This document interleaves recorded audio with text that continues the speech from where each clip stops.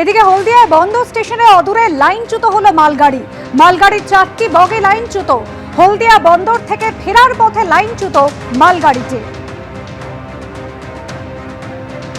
বন্দর স্টেশনে অদূরে লাইনচ্যুত হলো মালগাড়ি। মালগাড়ির 4টি বগি লাইনচ্যুত হয়েছে। হলদিয়া বন্দর থেকে ফিরছিল মালগাড়িটি, আর সেই সময় এই দুর্ঘটনা।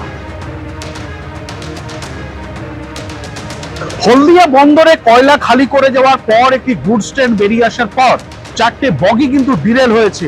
এই মুহূর্তে ক্যামেরা পার্সন আমাদের মানুষকে দেখাতে বলবো, এই যে লাইনটা গিয়েছে ট্রেন লাইনটা, সেটি কিন্তু হলদিয়া বন্দরের নিজস্ব ট্রেন লাইন, এবং সেই লাইন ধরেই কিন্তু একটি বেশ কয়েকটি ওয়াগান নিয়ে একটি ট্রেনের বগি সেগুলো কিন্তু বেরোচ্ছিল, যেটা আপনার সূত্র মারফত জানতে পেরেছি যে সেগুলোতে কয়লা ছিল। কয়লা খালি করার পর হলদিয়া বন্দর থেকে বেরোয়, এবং সেটি হঠাৎই কিন্তু পাশের যে রেল লাইনে সেখানে কিন্তু 4টে বগি এরকম ভাবে ছিটকে পড়েছে।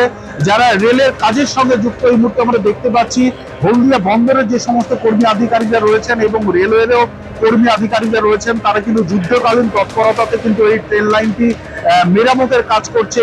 ট্রেন লাইন যেরকম ভাবে ক্ষতিগ্রস্ত হয়েছে, অন্যদিকে কিন্তু 4টে যে ওয়াগন রয়েছে, সেই যে 4টে ওয়াগন সেগুলো কিন্তু ক্ষতিগ্রস্ত হয়েছে।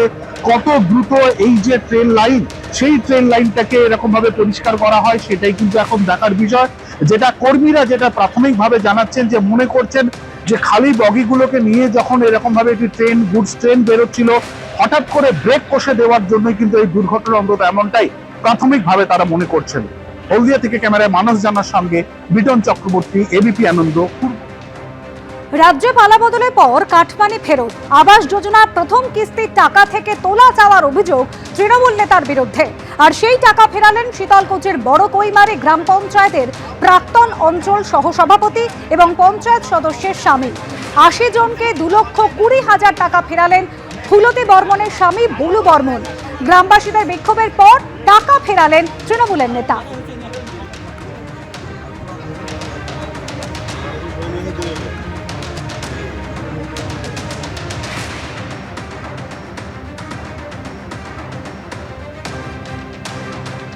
বিধানসভায় সই জাল মামলা তদন্তে সহযোগিতার শর্ত দিয়ে বাড়ল অভিষেক বন্দ্যোপাধ্যায়ের রক্ষা কবচের মেয়াদ। সিআইডি নোটিশকে চ্যালেঞ্জ জানিয়ে হাইকোর্টে যান অভিষেক বন্দ্যোপাধ্যায়।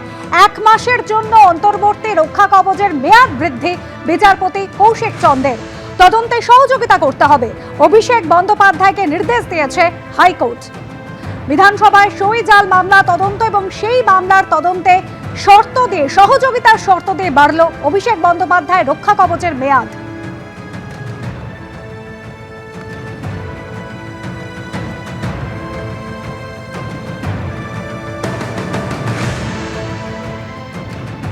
সেবাশ্রয়ে চিকিৎসা করতে গিয়েছিলেন, আর তারপর বাদ গেল পা। 2 তৃণমূল কাউন্সিলরকে তলব পুলিশের। মহেশতলা পুরসভার 2 তৃণমূল কাউন্সিলরকে তলব পুলিশের। তৃণমূল কাউন্সিলর সব্যসাচী বসু এবং সুমন রায়চৌধুরীকে থানায় তলব। মালতী বিশ্বাসের দায়ের করা অভিযোগের ভিত্তিতেই তদন্ত শুরু হয়েছে। 7 নম্বর এবং 10 নম্বর ওয়ার্ডের তৃণমূল কাউন্সিলরকে থানায় ডেকে পাঠালো পুলিশ।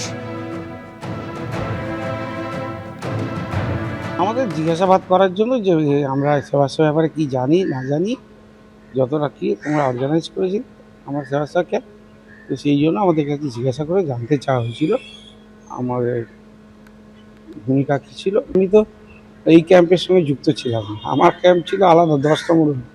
এই ক্যাম্পের ব্যাপারে কিছুই জানি না।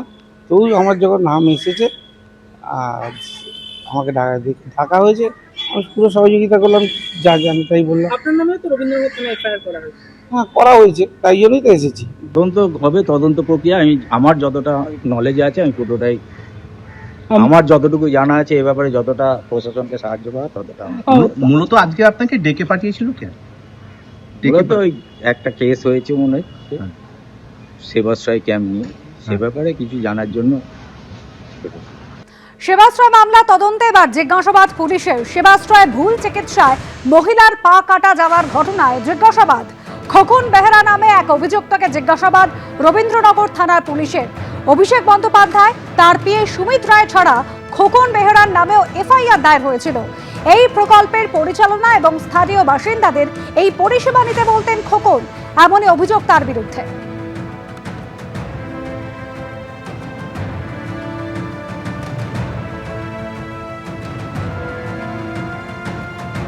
ওরা বাঁ পাটা অপারেশন করলো। বাঁ পাটা অপারেশন করার পরেও দেখলাম যে অসাকসেস।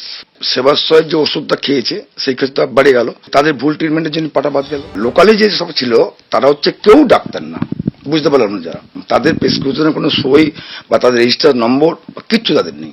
তখন দেখানোর পরে তারা টাকার ডিমান্ড করছে যে আপনার টাকার ব্যবস্থা করতে পারেন, বলুন 20 দিনের মধ্যে সব ব্যবস্থা করে দেবো। তাহলে টাকা যদি দেবো তাহলে এই সেবাশ্রয়ের মাধ্যমে আসবো কেন? এবিপি আনন্দ, এগিয়ে থাকে, এগিয়ে রাখে।